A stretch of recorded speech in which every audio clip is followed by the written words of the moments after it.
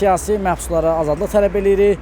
Nurlanın, Sevincin, Fatimənin, Ülvinin bunların hər birinin həbsində biz ancaq siyasi bir faktlar görürük. Çünki bunların heç biri qaçaqmalçı deyil, heç biri belə deyək qeyri-qanuni işlərlə məşğul olmayıblar.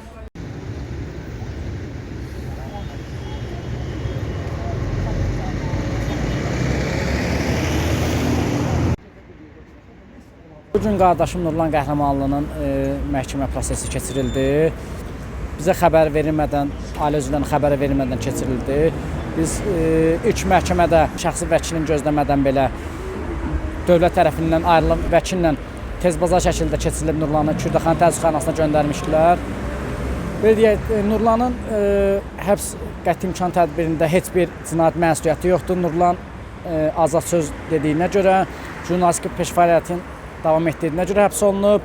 Jurnalistika cinayət deyil. Nurlanın telefonunda, mənim telefonumda da hamısı araşdırmalar olub. Heç bir cinayət faktına rast gəlinməyib. Mən yenə deyirəm, biz Nurlanla fəxr edirik, siyasi məhbuslarla fəxr edirik. Biz sizin yanınızdayıq, həmişə sizə dəstəyik. Yəni biz hiss edirik ki, haçansa bu düzgün danışan şəxslər mükafatlarını alacaqlar. Hər birimizin yanındayıq. Jurnalistika cinayət deyil.